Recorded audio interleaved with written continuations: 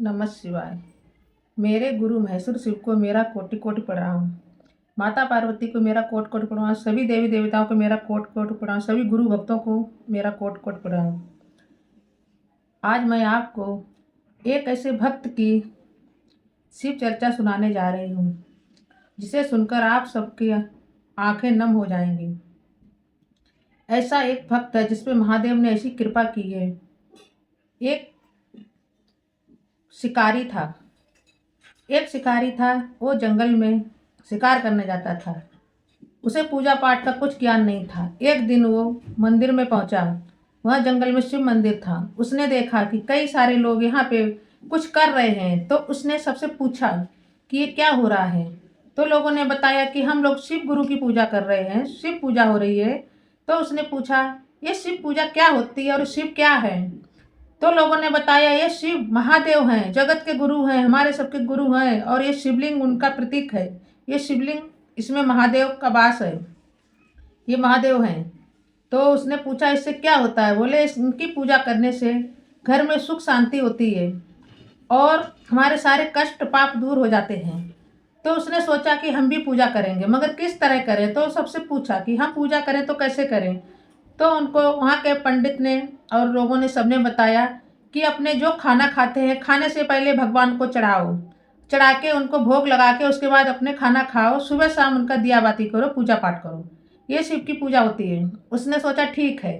वो वहाँ से चला गया। वो मंदिर के आसपास गांव बहुत दूर थे, खाली जंगल में ही मंदिर था। तो सोमवार के सोमवार को इसमें पूजा होती थी। तो शिकारी दूसरे दिन गया तो देखा मंदिर सुनसान था। तो उसने सोचा क्यों ना आज मैं यहाँ पूजा करूँ। तो उसने सोचा सबने हमको बताया है कि शिव पे हम खाने से पहले जो हम खाते हैं वो चढ़ाएं और पूजा करें उनकी। तो उसने क्या किया, उसने सोचा कि हम तो मान लो शिकारी था, तो शिकारी तो खाली उसका तो शिकार करके ही भोजन बनता था। तो उसने सोचा कि घर पे जाके पका के लाएंगे, उससे अच्छे हम पहले भगवान को ऐसे ही प्रसाद चढ़ाते हैं। तो जो कुछ शिकार करके लाए तो उसमें से उसने थोड़ा से मांस के टुकड़े भगवान शिवलिंग के ऊपर चढ़ाए, चढ़ा के चला गया। रोज उसका यही नियम था, रोज आता था, थोड़ा सा मांस चढ़ाता था, चला जाता था।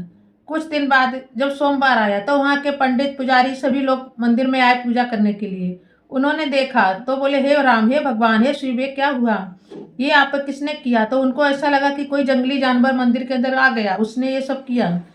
तो उसने अच्छी तरह से मंदिर अंदर को साफ किया, भोलेनाथ से माफ़ी मांगी और सारे भक्त अपने अपने घर चले गए पूजा करके।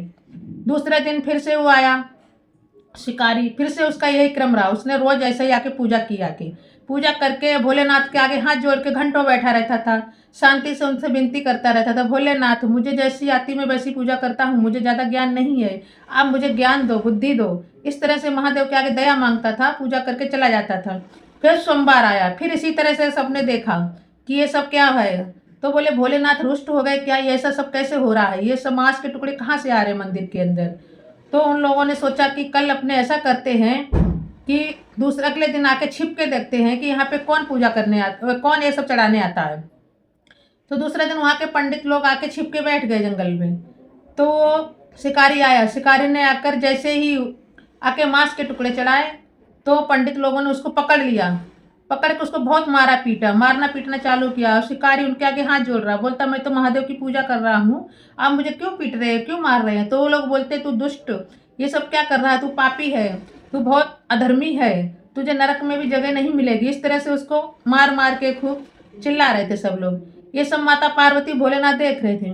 तो माता पार्वती ने भोलेनाथ से बोला कि महादेव ये आपका भक्त सच्चे मन से पूजा कर रहा है, इसको जितना ज्ञान है उतना ही करेगा, तो आप क्यों नहीं इसकी रक्षा करते। तो महादेव ने बोला पार्वती मैं अभी एक लीला दिखाती हूँ। पार्वती माता बोली कि महादेव आप क्या करने वाले हो, आपके इतने सारे भक्त वहाँ पे जुड़े हुए हैं, ये शिकारी को मार रहे हैं और इस शिकारी की भी गलती है, ये ऐसा क्यों करता है, आपके ऊपर मांस क्यों चढ़ाता है। तो महादेव बोले कि पार्वती तुमको कैसे पता हमारा भक्त कौन है, अभी मैं आप परीक्षा लेके बताता हूँ कि हमारा इसमें पक्का भक्त कौन है। तो महादेव ने एक लीला की। महादेव ने शिवलिंग में से खून निकलने लगा। वो शिवलिंग से खून निकलते हुए देखा तो सभी लोग, सभी भक्त वहाँ पे खड़े थे, देख के चिल्लाने लगे कि अरे ये क्या हुआ, महादेव के ऊपर आज मांस चढ़ाया गया तो महादेव के ऊपर देखो कितना खून निकल रहा है, महादेव रुष्ट हो गए हैं, प्रलय हो जाएगा, महादेव की शिवलिंग में से खून की धारा बह रही है। धारा खूब तेजी से बह रही थी। तो सभी लोग ऐसे चिल्ला चिल्ला कर रहे थे ढूंढ कि क्या किया जाए।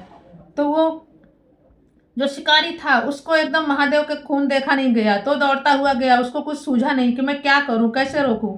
तो उसको ऐसा लगा कि महादेव को चोट लग गई है, यहाँ झगड़े झगड़े में महादेव को चोट लग गई है, मेरी गलती की वजह से आज महादेव को चोट लगी है।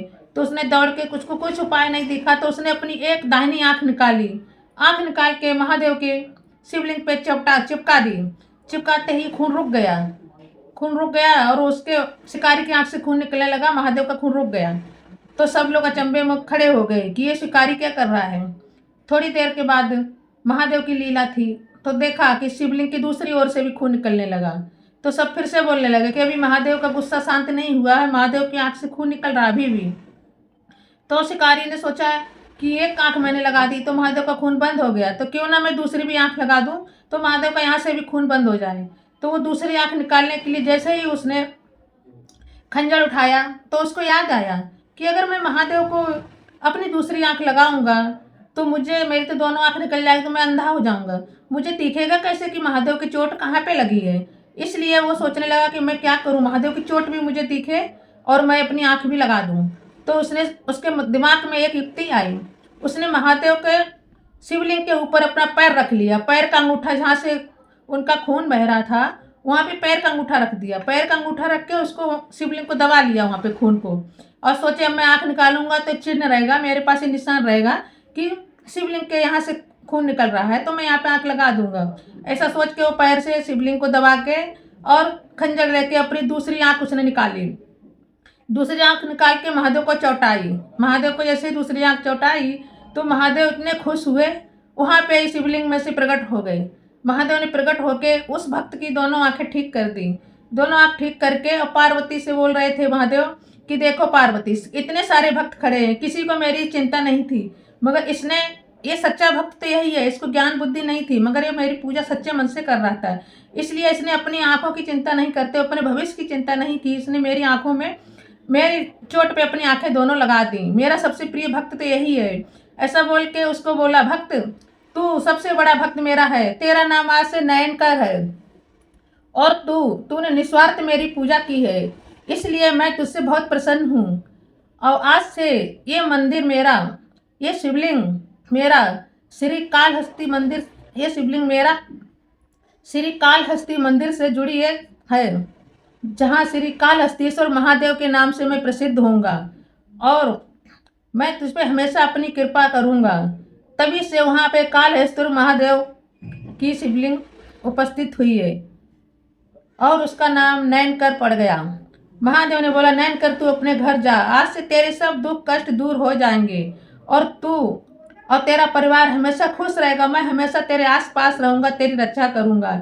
ये सुनकर नयनकर बहुत खुश हुआ और खुशी खुशी से महादेव का सेवा पूजा करने में जुट गया। बोलो शिव गुरु महाराज की जय।